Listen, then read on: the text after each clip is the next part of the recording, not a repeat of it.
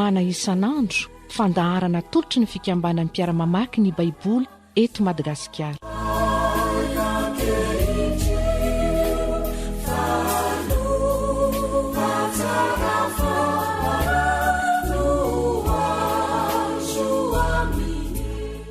Ho aminao mandrakarivana ny fahasoavan'ny tompontsika. Faly indray miona aminao eto ampanarahana ny fahandaharantsika mana isan'andro.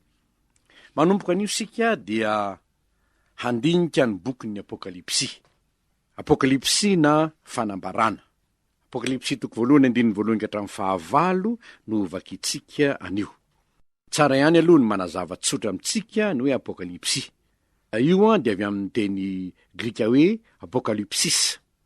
Ary ny dikan'izany dia fanalana sarona, na fanalana voaly, na fanehoana zava-miafina, na fenina tao de sorona ny sarony dia aseho. Ary zany na tonga azy hoe Apokalipsy na fanambarana. Fanambarana zavatra niafina tsy hitan'olombelona teto ambonin'ny tany zany, satria zavatra nitranga tany an-danitra no hita.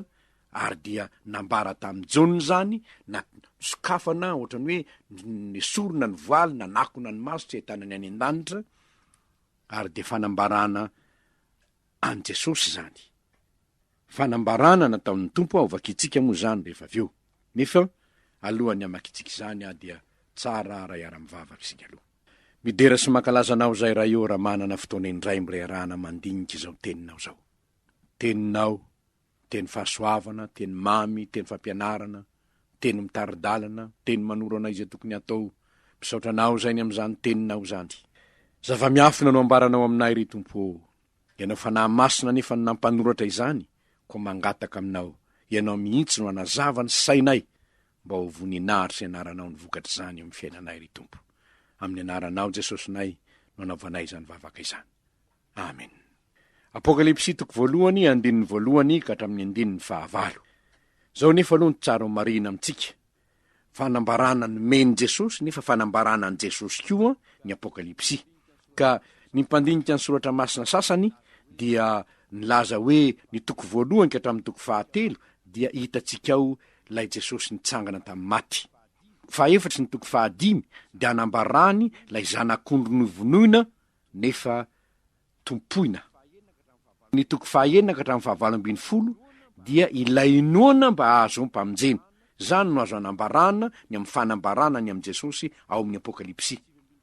Ny toko fahasivy ambin'ny folo sy toko faharoapolo dia ilay mpandresina ratsy sy ny fahafatesana. Ary ny raika amby roapolo sy roa amby roapolo dia hitantsika ilay manomana fanjakana ho an'ny olony ka ho avy indray. Izany no azo amin'ny tinana ny hoe fanambarana ny amin'ny Jesosy amin'io Apokalipsy io. Ny mpanoratra azy, Jaona apôstôly, ho hitantsika eo amin'ny tantara rehefa avy eo zany. Ny antony nanoratana azy ho fampaherezana sy fananarana ny fiangonana no ny fanenjena niatra tamin'izy ireo tamin'ny andron'ny amperora Domitien zany tany Roma, satria tena nisy fanenjehana be tany tamin'izany fotoana zany. Ary hitantsika fa nay Jaona aza dia sesitany tany amin'ny nosy Patmo izy tamin'io fotoana io. Misy zavatra sari-patarina ao anatin'izany, misy hevitra samihafa ao. Hanitra tsy mitovy be ihany ny fandraisan'ny olona ny hevitra avoakan'ny Apokalipsy. Zao nefa tena mila ny fitarian'ny fanahy masina sika raha mandinika izany. Mila ny fitarian'ny fanahy masina sika. Ny zavatra ho re matetika ao dia ny hoe mahereza. Ino ro afaingana ho Jesosy? Avia Jesosy Tompo, izany ny famaranana ny Apokalipsy. Ko dia ho teny fampaherezana antsika amin'ny fanarahana ny Tompo sy ahafantarantsika ny Kristy bebe kokoa ny bokin'ny Apokalipsy. Vakitsika ary ny andininy voalohany ka hatramin'ny andininy fahavalo. Raha ampelantananao moa ny Baiboly dia tsara ny anananao azy mba azahoanao mijery tsara ny hoe zao tokoa kay ny voasoratra ato, zao ny voasoratra ato. Amin'ny anaran'ny tompontsika, ny fanambaran'i Jesosy Kristy izay nomen'Andriamanitra azy mba hasehony amin'ny mpanompony zay zavatra tsy maintsy ho tonga faingana. Ary naniraka ny anjeliny izy hanambara ny Jaona mpanompony. zay nanambara ny tenin'Andriamanitra sy ny filazana an' Jesosy Kristy dia ny zavatra rehetra zay efa hitany.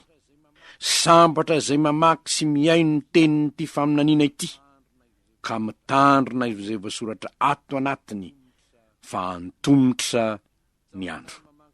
Jaona mamangy ny fiangonana fito any Azia, ho aminareo neny fahasoavana sy ny fiadanana avy amin'ilay ankehitriny sy taloha ary ho avy, ary avy amin'ny fanahy fito izay eo anoloan'ny seza fiandrianany, ary avy amin'i Jesosy Kristy vavolombelona marina silama to amin'ny maty ary lehibe ny mpanjaka amin'ny tany. Ho an'izay tiantsika ka namahantsika ho afaka amin'ny fahotantsika tamin'ny randy, sady efa nanao antsika ho fanjakana dia mpisorona ao an'Andriamanitra rainy, ho azy ny voninahitra sy ny fanjakana mandrakizay. Amen. Indro izy avy amin'ny raona ary ny maso rehetra ahita azy na dia izay nandefina azy aza, ary tomany azy ny firenena rehetra ambonin'ny tany. Eny, amen. Izao no alfa sy omega, hoy ny Tompo Andriamanitra, lay ankehitriny sy taloha ary ho avy dia mitsitoha. Ray masino manamasinana eo amin'ny fahamarinana fa ny teninao ny fahamarinana.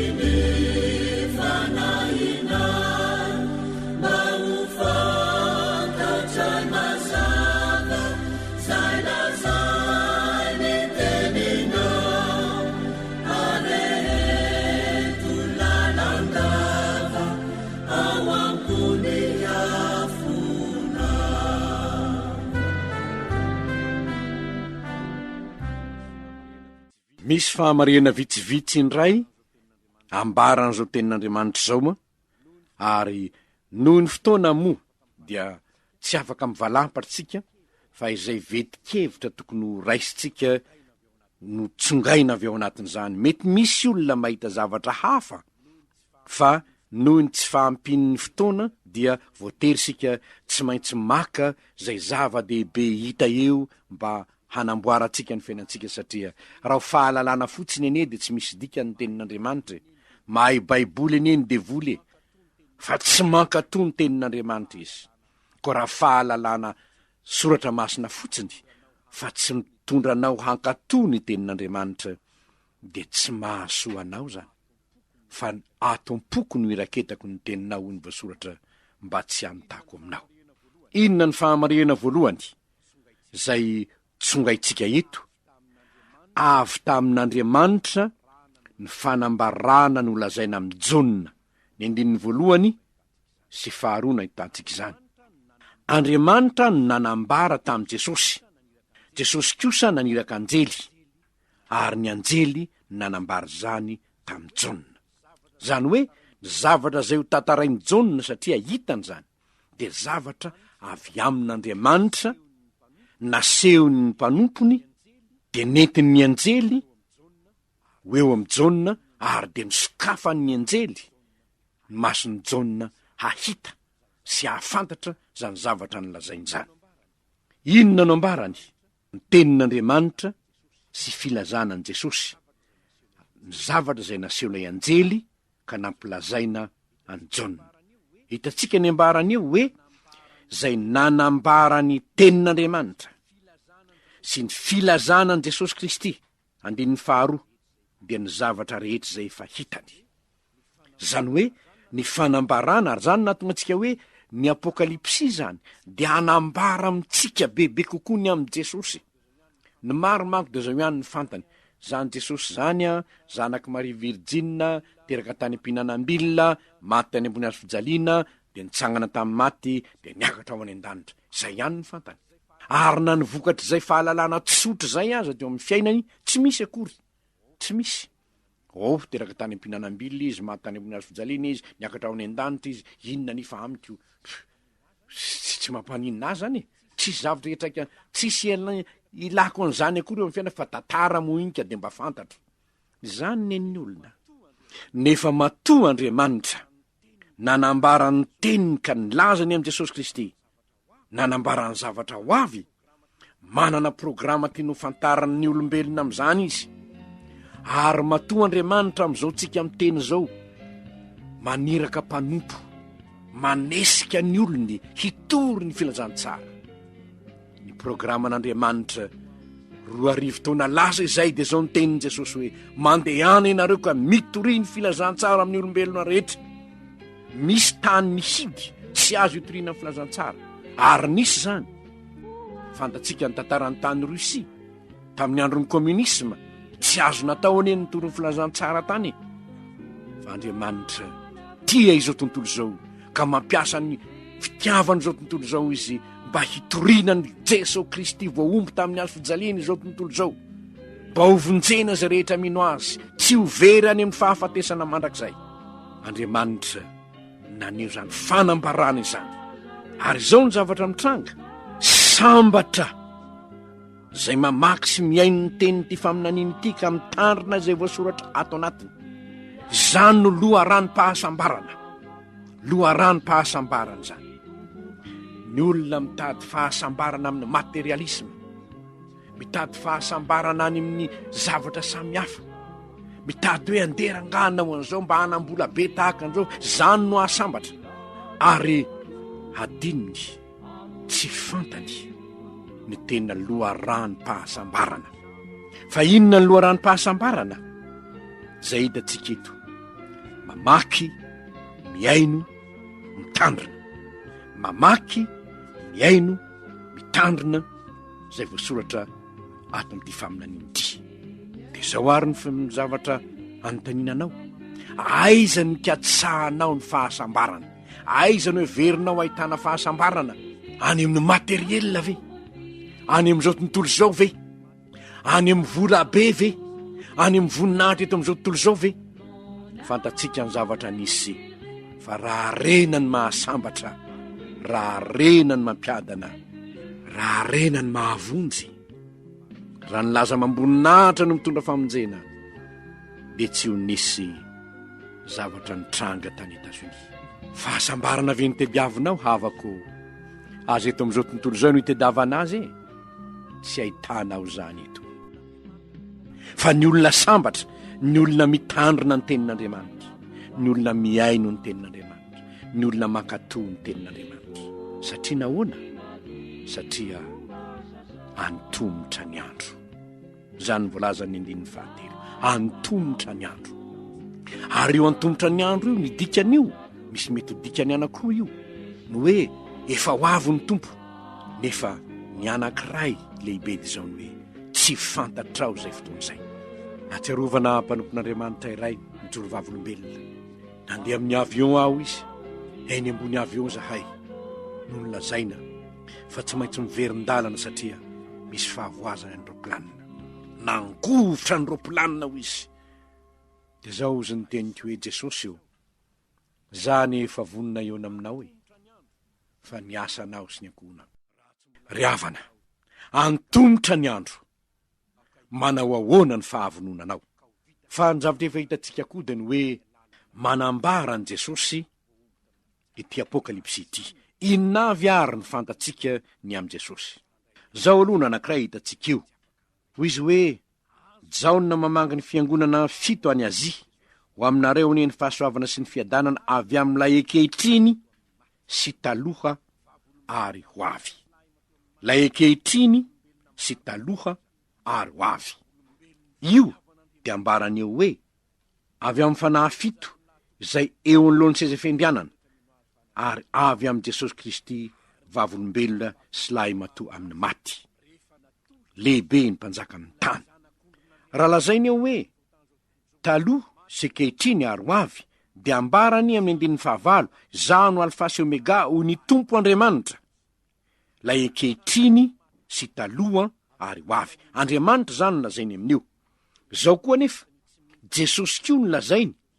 Izy koa no lazainy amin'io hoe alfa sy omega, satria hitantsika fa raha mampità ianao, raha mampità amin'ny 17 sy 18, dia hitanao fa Jesosy koa dia milaza an'izany, hoy izy hoe: ary nahita azy aho dia laviny akohoka tahaka ny maty teo anoloan'ny tongony, fa izy nanendry ahy tamin'ny tany any ankavanana ka nanao hoe aza matahotra izao ny voalohany sy farany de ilay velony efa maty aho nefa indro velona mandrakizay Jesosy tompo no ambara am'izany mampiseho ny firaisan'Andriamanitra raisy ny zanaka lay taloha ankehitriny ary ho avy fifaliana am'izany ry havana de izao io Jesosy io taloha izy mpamorona izao tontolo zao izy teo anilany ray izy tenin'Andriamanitra nentina namorona zao tontolo zao izy jaona toko voalohany andininy voalohany ka hatramin'ny fahatelo tamin'ny voalohany ny teny tao amin'Andriamanitra ny teny de Andriamanitra nefa hoy ny andininy fefatra amby folo hoe ary ny teny dia tonga nofoka nonina tamintsika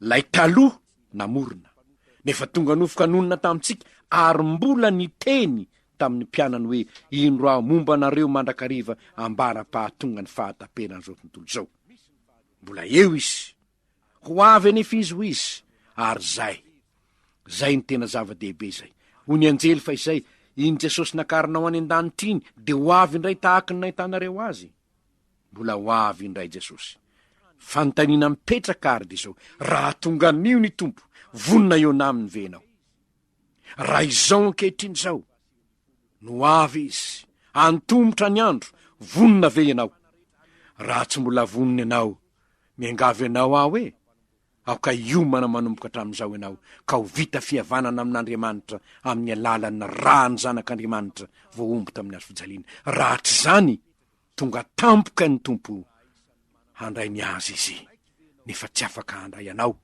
azy ve ianao ny faharoa nambarana an' Jesosy vavolombelona marina sy lahy matoa amin'ny maty vavolombelona marina sy lahy matoa amin'ny maty vavolombelona marina hoana moa zany vavolombelon'ny fitiavan'Andriamanitra izao tontolo zao nomeny ny zanany lahatokana mba tsy ho very za rehetra mino azy fa hanana fiainana mandrakizay ary ny mahavavolombelona marina azy rehefa natolotra izy ho lay zanak'ondrin'Andriamanitra manaisotra ny fahotana zao tontolo zao ka maty teo ambony andro fijaliana dia natsangana tamin'ny maty izy ary zany mahalahy matoa amin'ny maty azy natsangana tamin'ny maty izy azony olona tao moa ny minona tsy mino zany misy finoana sasany tsy mino fa maty teo ambony azo fijaliana Jesosy fa ianao eto de ambarany tompo fa mahavavolombelona marina azy dia noho izy maty ny solovoinanao teo ambony azo fijaliana manapirofo ny fitiavan'Andriamanitra anao zany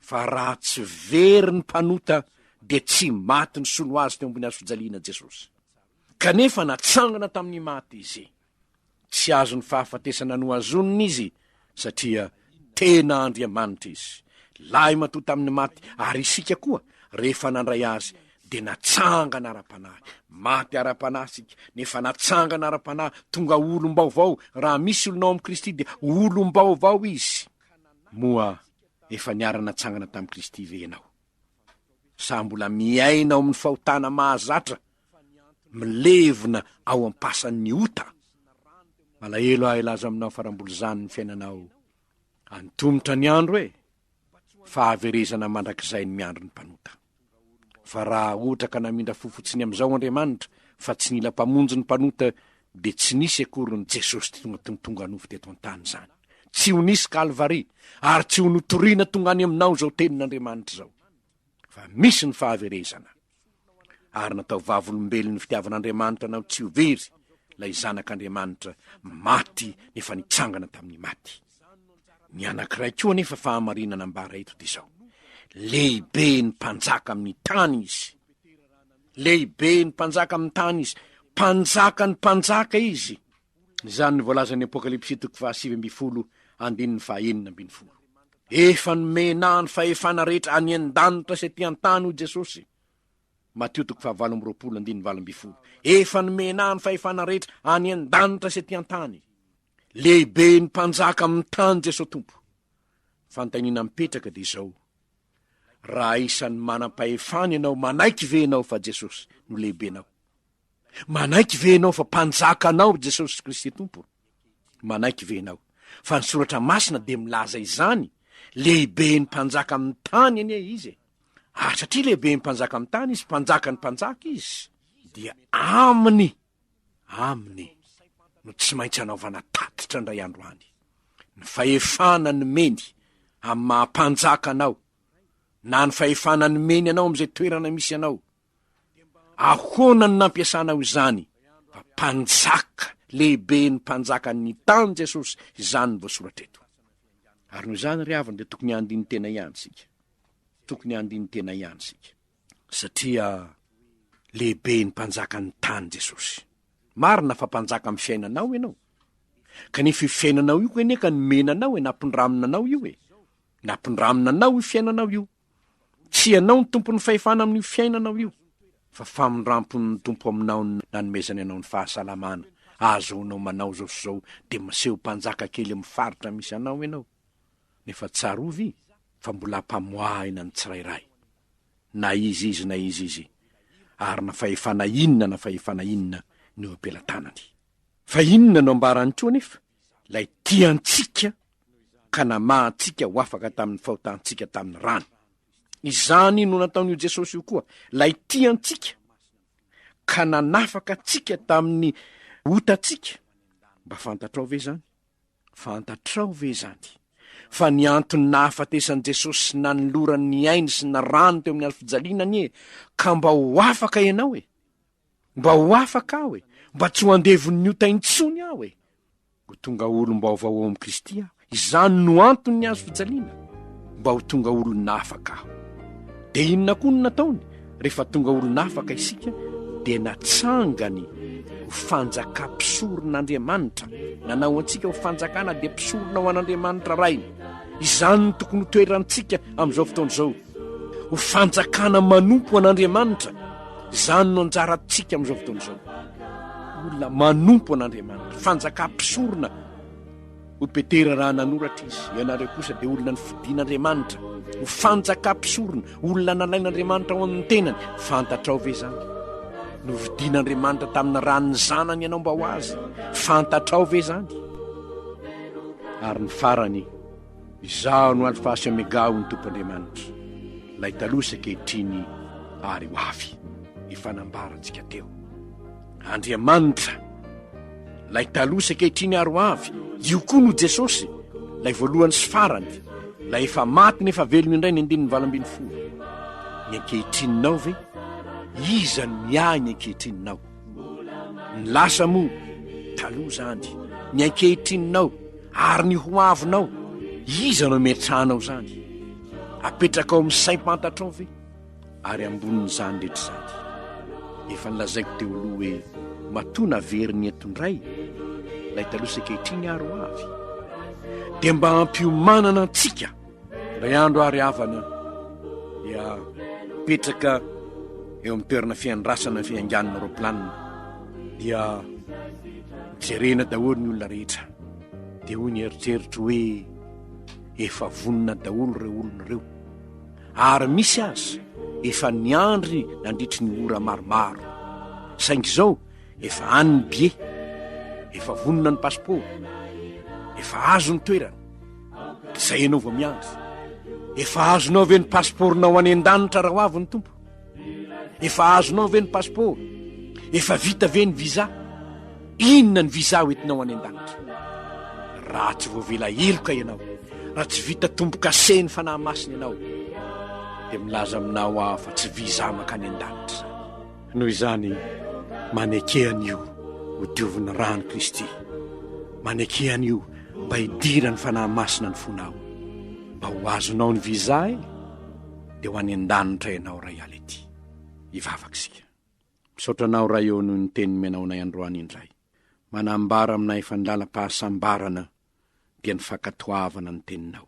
Fa nantomotra aza ny andro ny olona mankatoa ny teninao, ka nibebaka tamin'ny fahotany ary nandray ny tombo-kase ny fanahy masina dia ho vonona iaona amin'ilay ho avy indray.